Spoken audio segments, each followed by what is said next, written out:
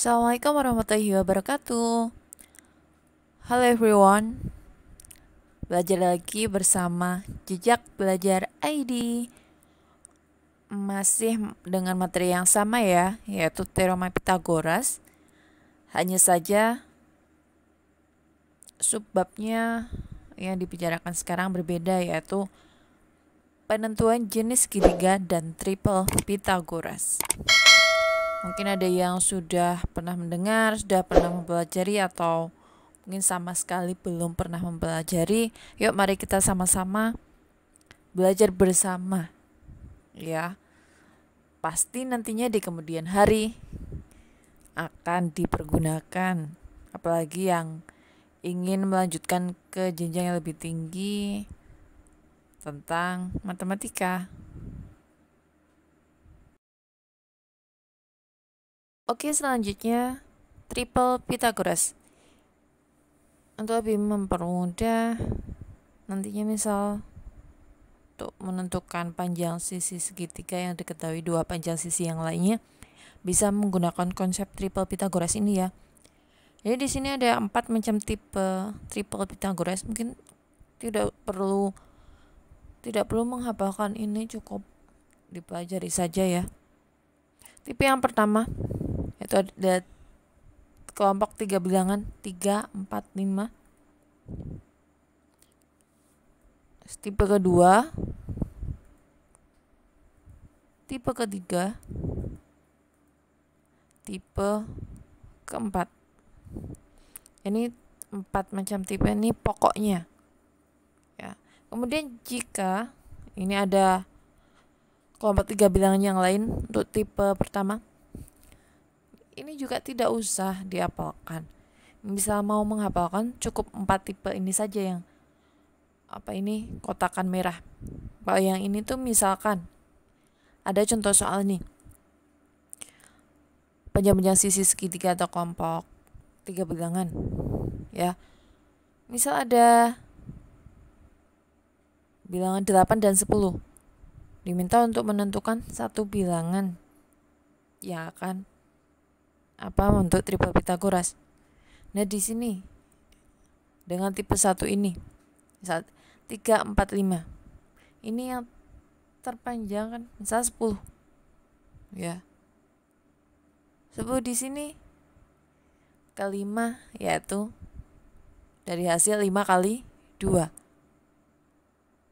Kemudian yang cocok itu 4 kali 2 atau 3 kali 2 akan mendapatkan 8.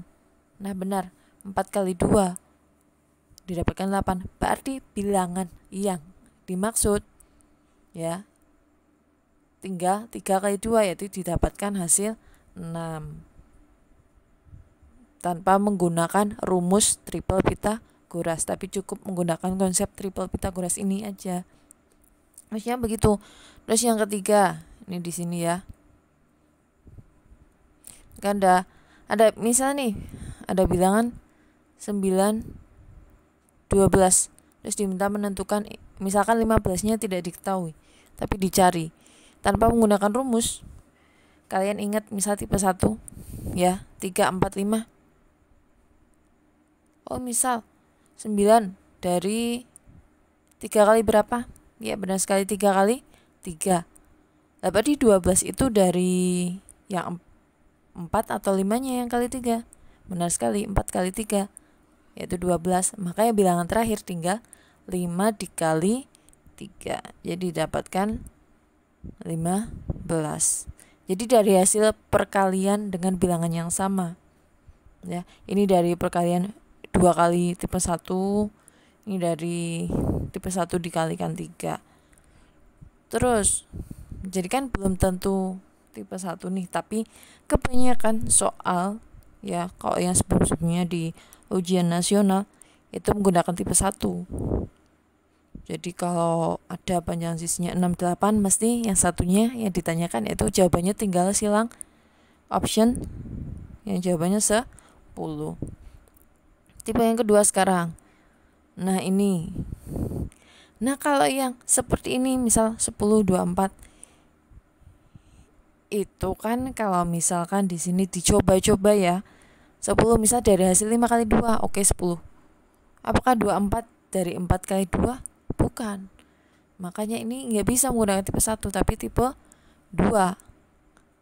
Misalkannya 26 nih, kalian di soal tidak diketahui, hanya 10 dan 24. Harus mencari yang ketemu 26. Gimana? Misal tipe 2. Ya.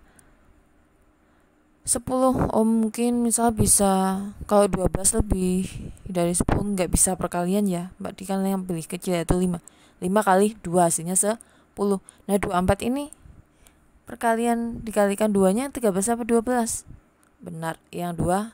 12 kali 2 hasilnya 24. Maka jika ditanyakan bilangannya 3, ini jika belum diketahui, tinggal 13 kali 2 hasilnya 26. Begitu juga yang lainnya, sama ya, intinya seperti itu.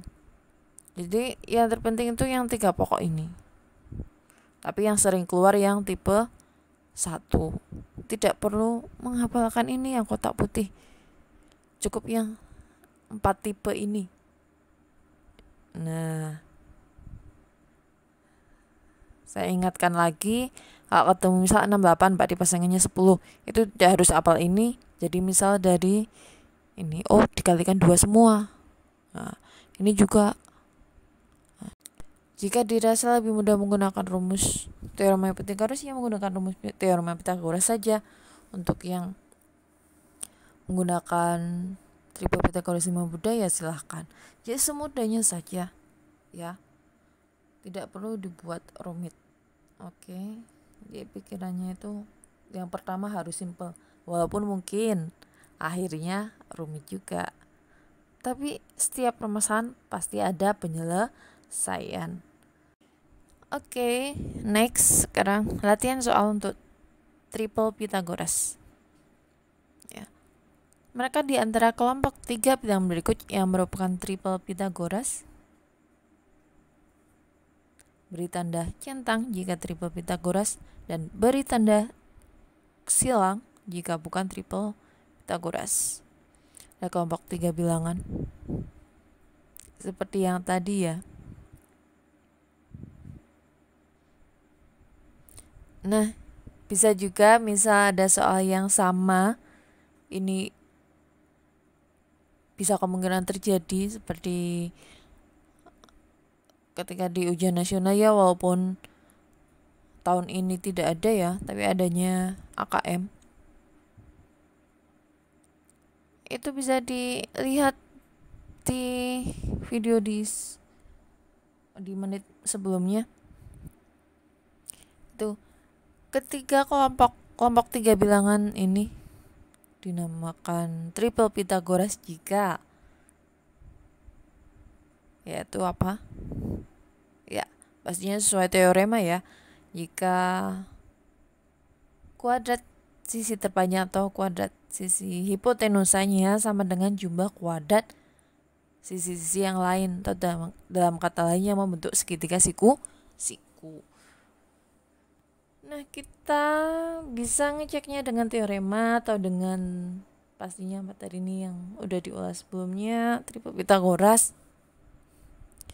Yang di samping ada ya tipe-tipe tadi, diingat lagi ada 4 tipe. Di sini yang pertama langsung saja, kelompok 3 bilangan ini kalian masuk dalam, coba dicek dengan tipe 1 ya. Ini udah dilampirkan dengan teorema ini ya, teorema Pythagoras. Dengan tipe, kenapa tidak dengan tipe yang lain? Karena di sini kelompok 3 bilangannya kalau menggunakan tipe 2, 3 atau 4 itu kan nilainya lebih besar. Jadi menggunakan tipe 1. Apakah dari tipe 1 jika dikalikan dengan bilangan yang sama akan menghasilkan kelompok 3 bilangan ini? Ya, benar sekali, tidak bisa. Ya. Maka ya hasilnya bukan triple Pythagoras. Kemudian next, 10, 12, 14. Menggunakan tipe yang mana? Ngeceknya. Oke, benar sekali, tipe pertama. Tipe pertama yang paling kecil dan paling sering digunakan. Coba 3, 5, 4 atau 3, 4, 5 dikalikan bilangan yang sama, apakah akan menghasilkan kelompok 3 bilangan ini? Di sini udah dilampirkan dengan pembuktian teorema ya. Salah satu saja menggunakannya, tidak perlu dua-duanya. Oke, benar. Tidak membentuk kelompok 3 bilangan ini. Berarti ini bukan triple Pythagoras. Cross lagi. 12, 22, 18. Menggunakan tipe pertama. Lu kenapa? Apa masih ada yang bingung untuk menggunakan tipe yang mana? Ini di sini kan ada angka 12, ya. Otomatis kalau menggunakan tipe kedua, itu kan ya udah ada 12-nya. Harusnya kali 1 dong. Nah, kali 1 di sini berarti masih tetap. Jadi tidak ada perubahan. Apalagi menggunakan tipe ketiga maupun keempat yang angka-angkanya lebih besar, jadi no. Pakainya tipe pertama. Coba tipe pertama, 3, 4, 5. Dikalikan berapa yang hasilnya ini? 3 bilangan ini. Adakah? Ya, pastinya tidak ada. Jadi ini bukan triple Pythagoras. Kemudian yang terakhir, menggunakan tipe berapa? Yang bisa 1, 2, 3, apa 4? Oke, jika ada angka 0 ya di sini sebagai satuan ini, kalian bisa disederhanakan. Ini disederhanakan jadi 12, 13, 5. Termasuk tipe berapa ini? 4. Oke. Jadi ini merupakan triple Pythagoras, satu-satunya triple Pythagoras. Nah, oh yes, sebelumnya kalian melanjutkan ini, kalau mau menguji diri bisa di pause dulu sebelum melihat hasilnya, baru nanti dikoreksi hasilnya. Apakah ada yang mencoba? Bagaimana dengan hasilnya? Selamat untuk yang benar semua dan terus mencoba. Latihan, mengasah kemampuan terus, dan kalau ada yang masih salah terus mencoba juga, ya.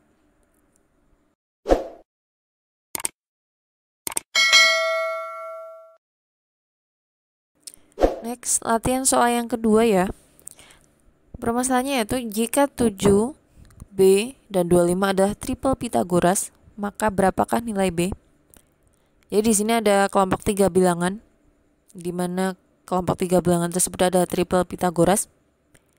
Harus selalu ingat, yaitu triple Pythagoras berarti kuadrat sisi terpanjang sama dengan jumlah kuadrat sisi yang lain, yaitu mengingat teorema Pythagoras. Dimisalkan saja, di sini 7-nya sebagai A, B-nya itu B sendiri, dan 25-nya itu C. Jadi untuk mencari nilai B, seperti pada tayangan berikut, ya, menggunakan akar saja biar langsung itu selisih kuadrat dari kedua bilangan yang lain. Ya, didapatkan hasil nilai B yaitu 24. Untuk mencoba yang lainnya bisa dari buku paket, browsing, dari mana saja lah. Sekarang zaman modern ya, mau belajar apa saja bisa. Jadi pinter-pinternya memperbanyak ilmu, malasnya dikurangi, bahkan dihilangkan. Kalau ada yang masih dibingungkan atau sama sekali belum paham, diulas lagi, di play lagi videonya. Dan kalau ada yang mau ditanyakan, langsung saja komen di bawah ya.